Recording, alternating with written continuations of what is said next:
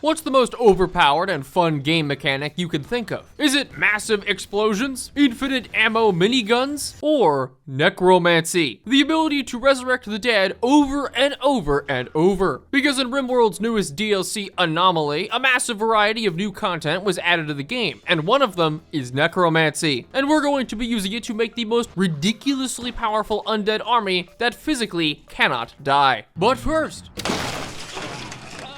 the sponsor of this video, Displate. Are you happy with your home decor? Unsatisfied with the nothing on your walls? Worry no more, for your crippling depression and loneliness has a cure. Metal posters. Enjoy Warhammer stuff, perhaps some furry fan art, or the more likely scenario, both. Displate has a vast array of metal posters, varying in size, topic, and degree of social acceptability. Wow, John, nice art. Just place the sticker, then the magnet,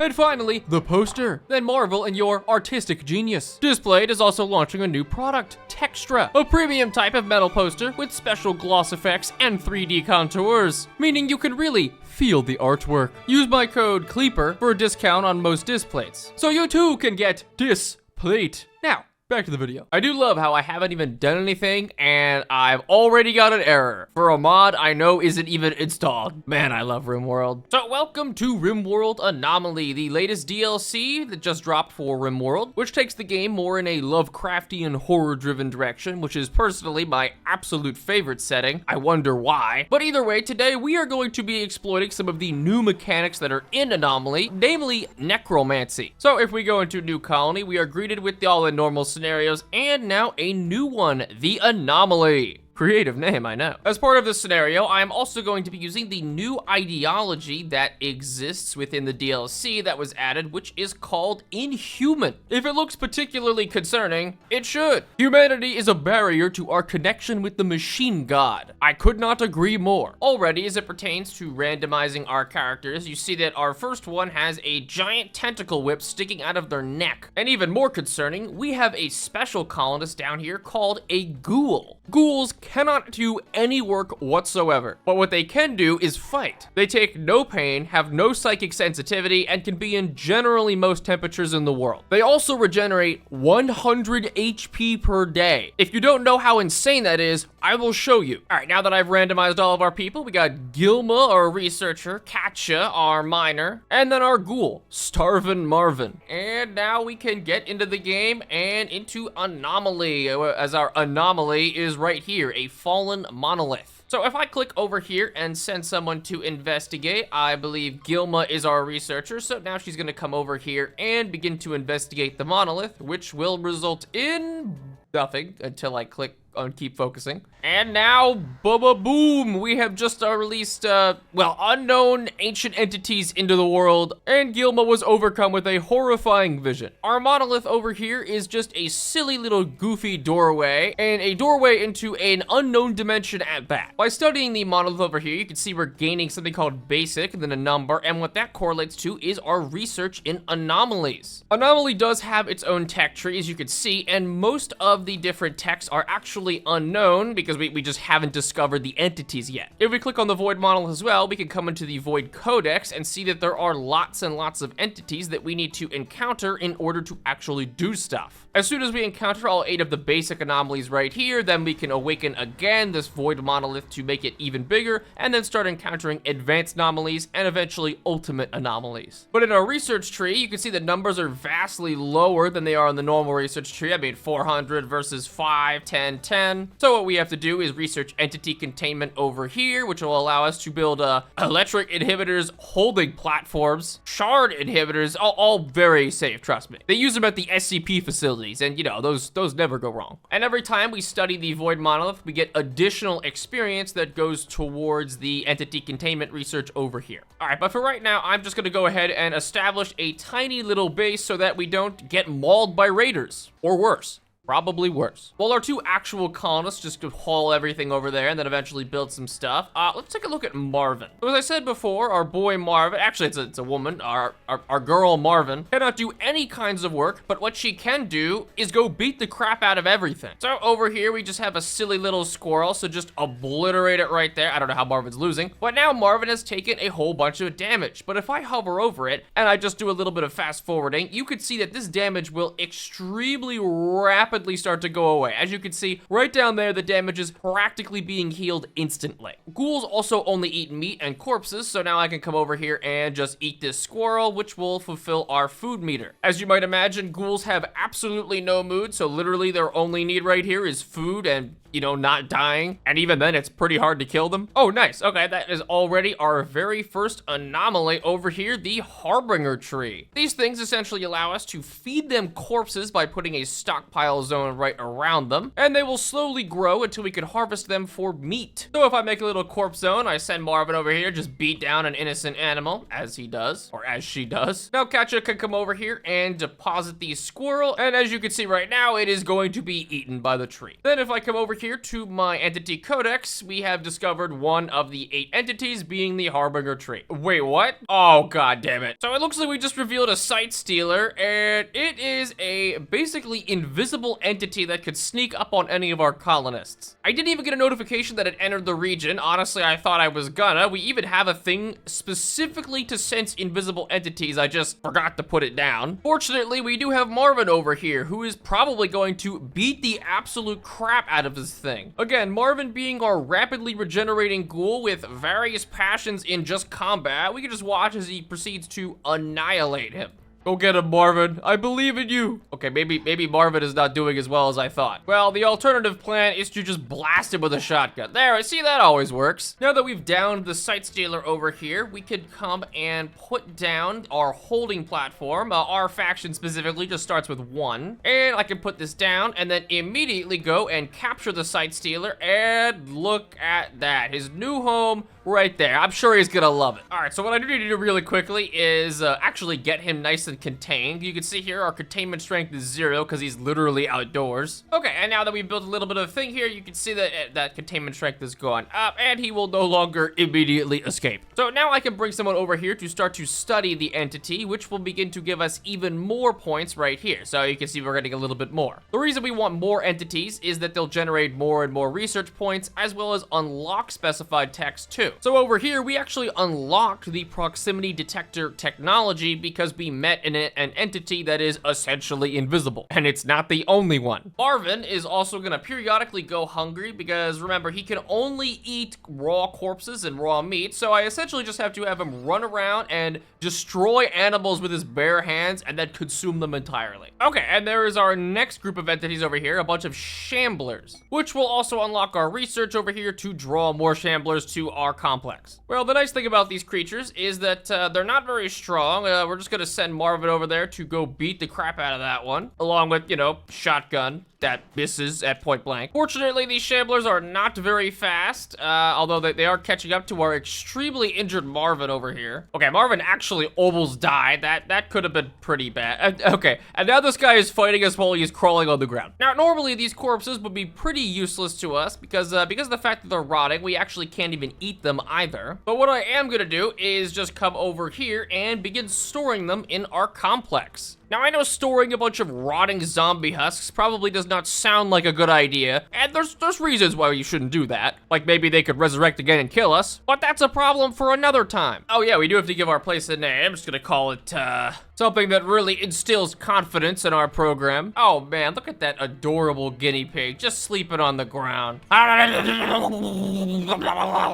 okay, looks like we're gonna have our first raid over here, although it's not really that I think, are they just gonna walk over to the insects and die? You know, they had every opportunity. Oh, no, I take it back. They're actually a little bit smarter than I thought. Unfortunately, they are not smart enough to not get caught by, okay, why would, I'll admit, I don't understand how that is even possible. My lord, how and why? Okay, and now I see him burning to death over there and trying to crawl away. Interestingly, ghouls do not automatically put out fires, but you can make them manually put out fires by just putting them next to them. Oh my god, the amount of problems that this has caused for me is, oh, Jesus Christ. Oh, okay, that is not the best time for a mental break, but it is a fine one as well. Gilma over here has gone on a humanity break and relinquished her remaining ties to humanity. Because of our ideology over here, our first mental break will always be a humanity break. All of our colonists, before doing a humanity break, have something called human shame, where they are ashamed of, well, being human. And every time I check the internet, me too. Okay, and now Katja is gonna have a humanity break as well. The only positive of these humanity breaks is that over here, now we get inhumanization. Minus 50% pain, and we basically don't do social interactions anymore. Social minus 12. That's probably not good for convincing people to join our faction. Well, ethically. It also gives us a permanent +8 void pleasure, so getting mental breaks in the future is not all that likely. Even better than that, it makes it so having flesh whips and all kinds of awful appendages on us, we don't really mind. All right, so I've just been constructing a whole bunch of crap for our colony to try to get it to something decent. But over here, we actually got a transport crash pod, which is for a ghoul who is totally unconscious from dark psychic shock. That's not foreboding. But we can capture her and bring her all the ways over to this makeshift holding spot. I'm not gonna say it's the best. Okay, it's not even good enough to hold her. So something that I can do as a temporary sort of measure is put a security door right here. The actual containment strength of these platforms depends on a variety of things, but the material of the walls as well as the material of the door is a really big one. So as soon as we finish the security door here, it should go up to 166 and 116. Oh, baby, they're never getting out. All right, and here's our second raid. I can't imagine this is gonna, yeah, we're just gonna beat this guy down. It's good as well, because my ghoul is getting hungry. What happens actually if the ghoul gets too hungry is he will rebel and try and kill us. So as long as we have sufficient food and shotgun blasts, we are pretty much okay. Okay, so I just researched the first thing, our entity containment over here. That's gonna let us build more holding platforms and inhibitors for some of the more powerful entities. And now we're gonna start on void provocation, which is gonna let us start doing void rituals. Okay, so now that I just got void provocation, what I can do is come out here to our anomaly tab and put down a psychic ritual spot. Eventually I'll make a better location for this, but right now we can come over here and do a void provocation. What this will do is summon some kind of anomaly to our map, which, I mean, you know, it could be good. It's never good. And we'll also send our person into a psychic shock. Fortunately, it's not a very long psychic shock. It's just a coma for a couple of hours, a negligible cost. And down here, prepare for what comes next. And there it is, the what comes next. A Gorehulk assault, which is actually two Gorehulk. Oh my god, what is that thing? I haven't ever seen the alternate look for the Gorehulk, and it is disgusting. It also gives us access to a bliss lobotomy. Perfect. As scary as Gorehulks may seem, they are very vulnerable to melee combat and being rushed down. So, you know, super spiky and scary, but get back here. Get back here. All right, well, seeing as we have downed both of them over here, I am going to come on in and place them on our platforms. Unfortunately, I don't really have that much space, and Marvin's pretty hungry. So now we have our next research, which is bioferrite harvesting. So bioferrite is this weird substance that gets generated by the anomalies. We can come down here and put a harvester down, although I'm going to finish out this room first. And the harvester will periodically create this thing called bioferrite, which we could use later. Specifically, we want bioferrite shaping to be able to make ceremonial hoods, ritual masks, and also weapons. Because this unknown research right here is completely broken as soon as we discover it. Also, my ghoul keeps starving. My dude, just stop, just eat more guinea pigs. It's easy. I mean, that's what I do. Oh, god damn it, a prison break. Come on over here. Let's let Marvin just beat you up. You have 2 melee skill. I don't think you're beating the person with a knife, the person who's beating you with a shotgun, and a flesh-eating ghoul. Okay, well, our good old prisoner over here had a bit of a mental break, but I do need to treat their infection. So, you know, in the Rimworld spirit, I'm just gonna beat them into incapacitation,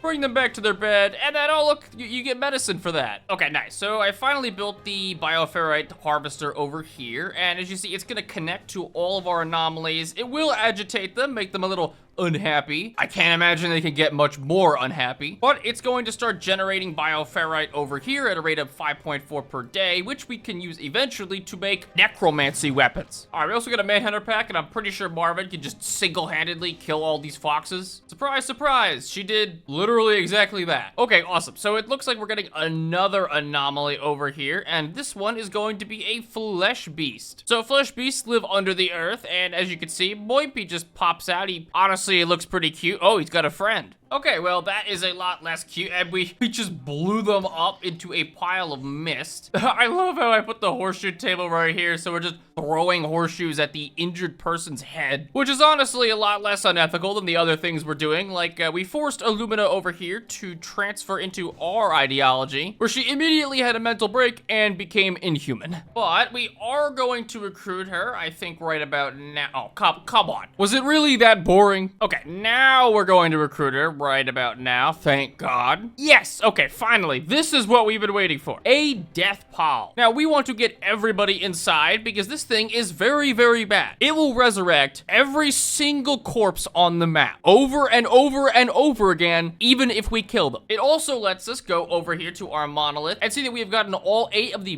basic monolith entities over here, which means that we can now attune it to get into the advanced entities. But for right now, we are just going to stay inside because it is very, very scary, and animals are going to begin resurrecting if there are even any corpses on the map. But what is important is that it gives us a new research called Deadlife Dust. This lets us build Deadlife packs and Deadlife shells that resurrect corpses. The Deadlife packs are actually very expensive. They cost shards, which are basically very rare. But the Deadlife shells, for whatever reason, only cost bioferrite, the same resource that we can infinitely farm right here. And the best part is, I can research IEDs in the main tech tree to get IED Deathlife traps. I will show you really quickly what this does look like. So if I come over here and melee attack this hamster down to death, and now you can see it's immediately gonna start resurrecting itself. And now it is back. Obviously, they're not very powerful, and they don't last forever, as you could see. But as soon as we kill it, it'll turn into a rotting corpse, and if we leave it alone too long, it will resurrect again. So obviously, I'm just gonna come over here and haul it. As long as it's under a roof, it won't get affected by the death pall, and then it won't get resurrected. Which is exactly the reason why we are storing all of our corpses in here, so they are nice and safe. Or at least safe until I use them. Oh wait, oh God, I didn't think that's how it worked. I thought it was just if they were under a roof, they wouldn't get resurrected. I didn't think it would apply like this. Okay, I need to immediately construct this door or we are going to die. Because it will then resurrect literally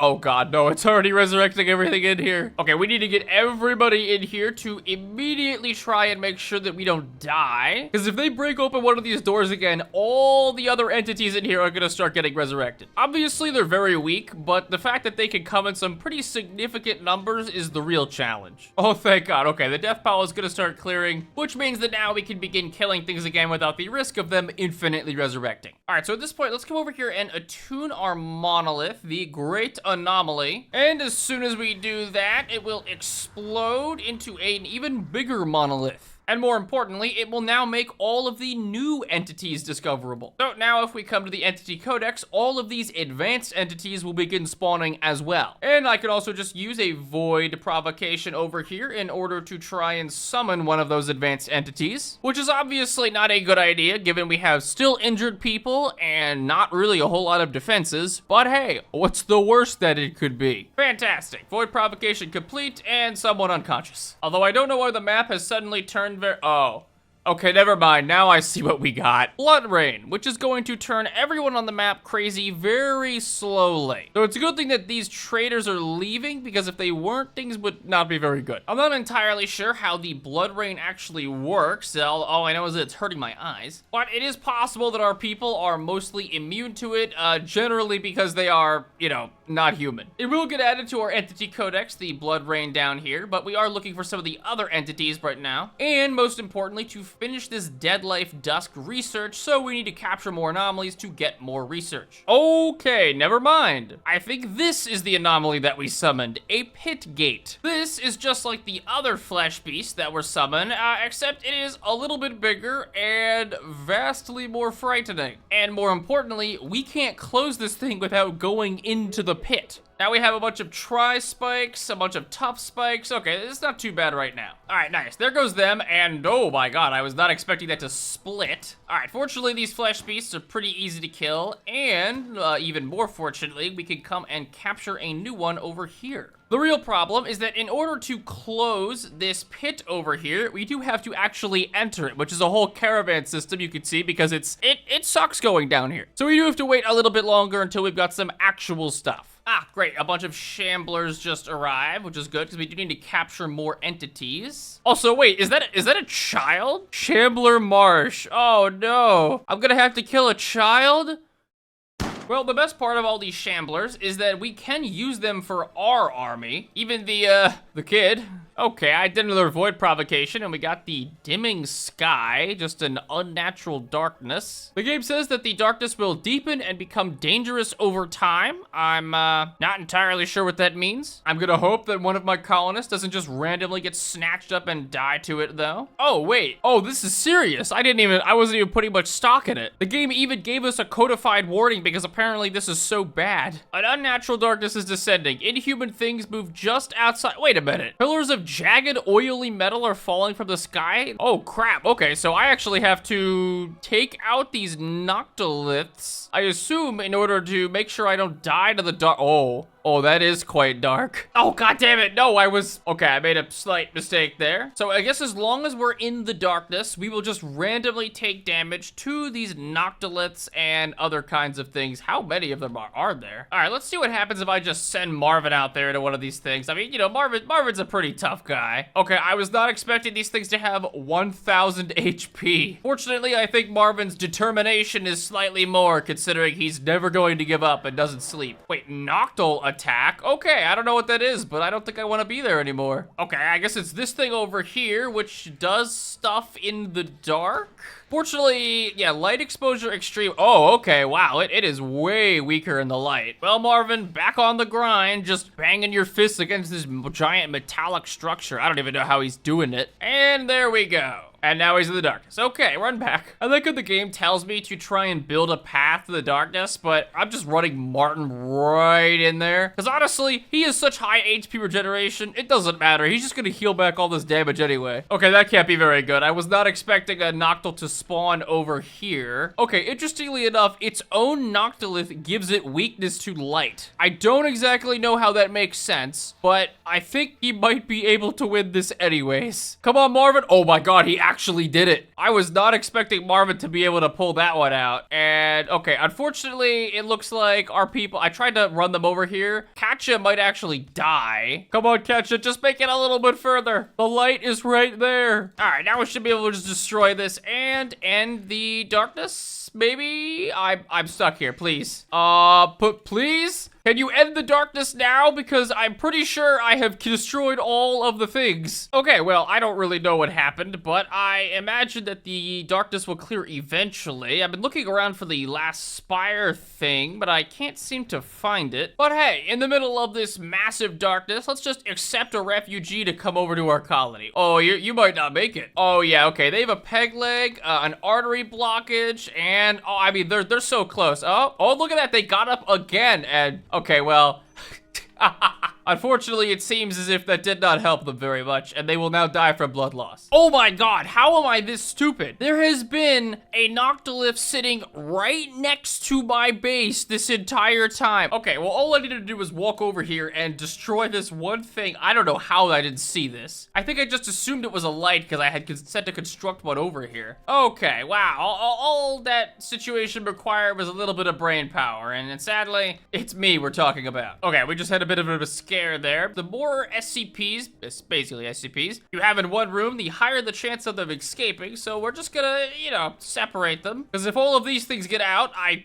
don't think we survive. Ooh, a group of poor children are begging for 8 medicine. Oh my god, they have a whopping 1 melee skill. Sounds like I could use that for my army. my undead army. Also, that is the squarest jaw I have ever seen in my life. Holy crap. All right, that's unfortunate. We are gonna have to keep dealing with the pit over here and the spawns that are gonna keep inevitably coming out of it. Again, though, they're really not that strong, and we've also got a trade caravan over here, which is just gonna deal with them for free. Oh, darn. I was wondering if at the Empire tribute collector, if I could just give them some of my anomalies that I trapped. I mean, I'm sure they would love, you know, this thing, the Emperor's new pet. Oh, finally, another person, a fourth person named Amy, who is being chased by raccoons. We are getting so close to getting our Deadlife Dust research, and we also just got IED research, which is going to let us start building explosive traps soon that will resurrect the dead. All right, we can just grill these raccoons through a choke point, and we're pretty much good. Oh, okay, I just did another void provocation. Now we got a strange corpse over here, and apparently it is exactly identical to our person. And it gives us the ability to get something called death refusal, which I believe it just basically makes it so we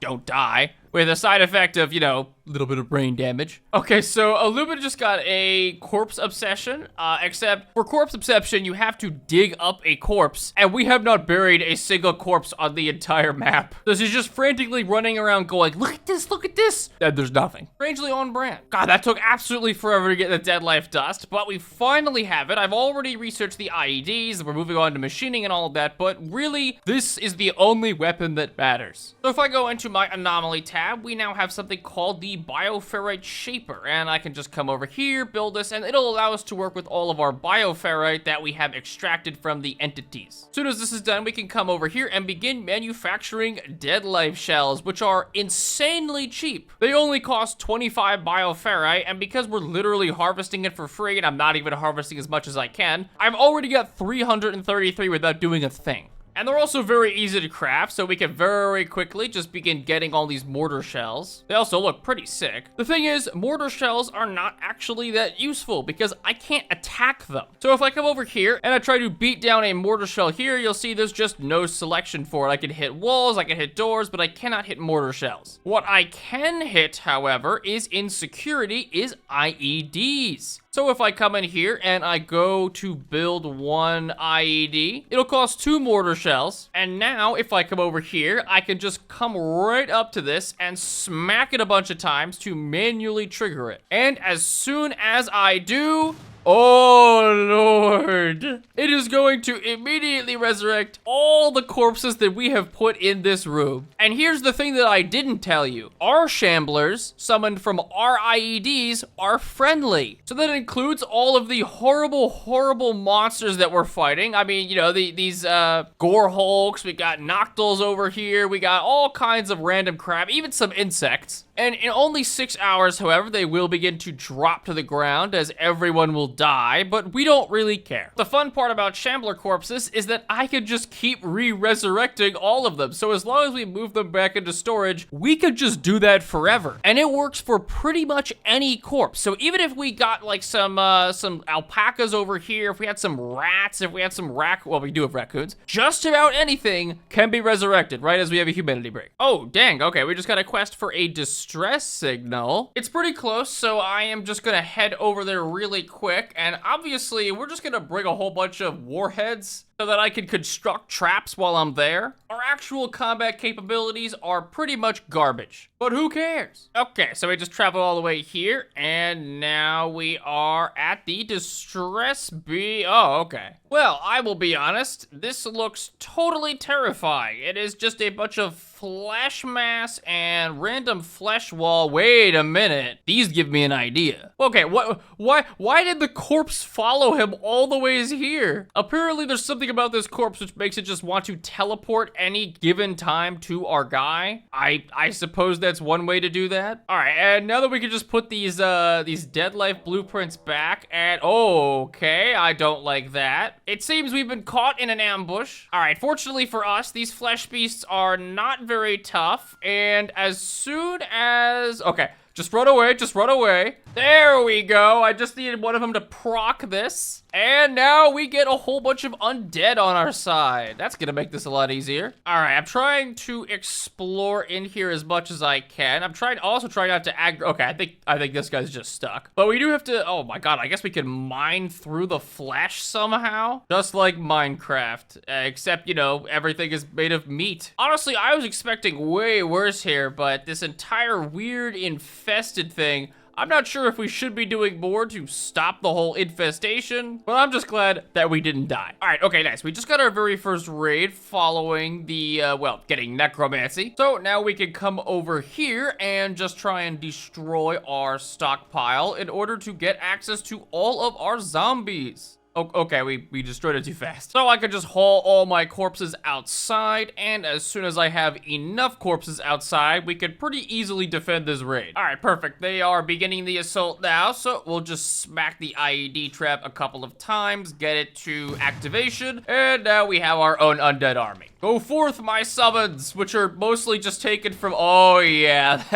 this isn't even half the corpses that we have. I love my army. It's a child that has been set on fire eating a pig person alive. And now they're just Molotoving themselves. Hey, I mean, look at, okay, wait, they just killed the pig person and immediately now it's another shambler. All right, now the first wave is pretty much running away, and even these Molotovs, which are supposed to be the counter to these shamblers, yeah, they're not even good enough. It takes so long for these guys to actually get killed by the shamblers, but I mean, as long as we eventually kill them, that's all that matters. I love looking at the stats of all of our shamblers and seeing, oh, you know, this one's stomach destroyed, left shoulder, left spine, right flesh destroyed, nose burned off, right eye torn out, and then this guy has just been set on fire multiple times. I'm pretty sure most of the shamblers are losing their body parts because Martin is just devouring the corpses of the people that we get rid of. This guy's gonna turn into a zombie without a leg or a shoulder. Also, I unfortunately trapped some bison in here and I'm not really sure, so, you know, let's just get rid of them. And by that, I mean, you know, add them to the pack. Sure, the bisons are gonna immediately aggro, but you know, who cares? I've got an undead army at my disposal. Also, another thing about ghouls is they do grow back their body parts, so this left arm got destroyed, it's gonna grow back, and we're gonna even get bisons now added to our pack of undead. And this random rat. So I just researched something that now on top of exploiting our anomalies for a whole bunch of bioferrite, we now have them chained up to an electro harvester to generate infinite electricity. Sure, it makes things a little less safe, but honestly, I don't really care. All right, I did another entity provocation, and now we have another entity over here, a underground emergence. Oh, is this just gonna be a normal one? And oh my God, that is anything but normal. A flesh mass heart. The primary organ, it will keep growing until it consumes everything. Okay, so I guess we need to immediately rush over here and oh my Lord, this thing is getting a little crazy. So the only way we actually kill this thing is by collecting the samples from this nerve bundle. Fortunately, these flesh masses are not super difficult to just break through, so we have to dig our way into these flesh masses to get the samples. All right, Gilma, please analyze this before we get consumed on all sides. My God. Okay, now we're just trapped. Okay, so I guess what we need to do, we just got analysis progress 1 out of 3. Oh my Lord, what was that? Oh no, this is not the time, Gilma, for a hide in room mental break. All right, fortunately, we can just kind of dig our way through here relatively easily. Try and take out this spitter, which is gonna try and defend the, oh my God, this thing is getting massive. All right, there's our second analysis. Now I just need to wait for the third one. So whenever the flesh mass decides to grow its next nerve bundle. All right, this is the last nerve that I just have to clear my way through this, well, flesh mass. Okay, nice. Now I just need to walk over here and this should kill the flesh mass. I don't know if it's gonna destroy all the pieces of it. I hope so. Oh, wait, oh, I see. All we did was induce literally just a heart attack.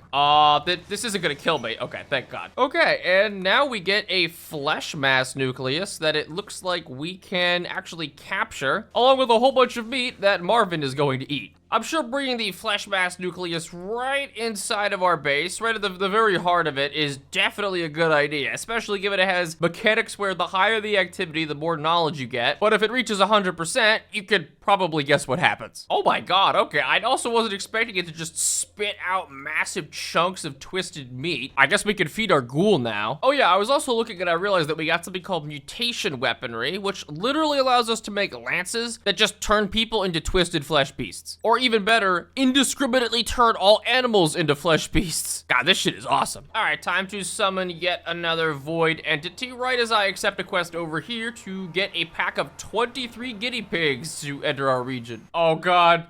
Run, Tony. I don't think he's gonna make it. The most I can hope for is to just hold off right here and hope that these oh god, they're, oh. All right, we're good. All it took was for me to completely raise the dead in order to fight just a couple of man-hunting guinea pigs. Go, my creatures, go. Oh, and we just got our next entity over here, a mysterious obelisk. All right, by this point, we have discovered a pretty sizable number of the total anomalies. So I'm just gonna modify our storyteller settings to be on 500% threat scale and wait for one last anomalous raid. Okay, I think this is our final one. A last flesh beast attack, and a bunch of the sinkholes are all over the place. Oh crap, Marvin. Oh Jesus, they're also getting in through a hole that oh crap, I did not mean to leave that hole up there. Well, I think our colonists are gonna take a pretty significant amount of damage, but as long as we retreat over to our good undead friends over here, oh yeah, we should be completely fine. Besides the loss of our ghoul friend. There's also some random spherical thing over here, but you know, I'm sure that'll be fine. Now, I don't even know what these things are. A bunch of bulb freaks. Okay, all I need to do is build one more IED trap, and oh my god, there is a considerable number of them. Fortunately, if I just melee attack, oh Jesus Christ, there's so many. I mean, even the undead tough spikes that we're killing, everything that dies in here just gets immediately picked back up. So I can just smack this one IED a few more times, and everything's just gonna get back up again. Go, my 22 shamblers. Wait, no, these are just the guinea pigs. There's 22 guinea pig shamblers in here putting in the work. Well, I don't think this could have gone much better. Besides that, no matter how hard they're trying and how many of them there are, they cannot compete with, in any capacity, the infinitely regenerating and picking up shamblers that we're just constantly resummoning. All right, and just like that, I think we have completely cleared everything, all the flesh beasts from the area. And the best part is, every single creature that died here, it's not dead even in the remotest way. Oh my god, okay, yeah, I mean, see, they're blowing up into even more units, and our shamblers are just continuously surrounding them and then re-killing them. And all of the dead bodies that remain, all of these tough spikes are just being resurrected into more tough spikes for us. God, this is ridiculous. I love necromancy. All right, this has been a fun, educational session of, you know, trying to raise the dead, and by dead I mean these disgusting flesh things. I have really enjoyed my time playing Anomaly thus far. I mean, I haven't even discovered all the stuff that it entails, and I think this tells you everything that you need to know about Anomaly. Regardless, it has been super fun coming back to Rimworld. I did also stream a bunch of playing Anomaly on my Twitch during the release date, so if you want to see more, check me out there. Thanks for watching. See ya.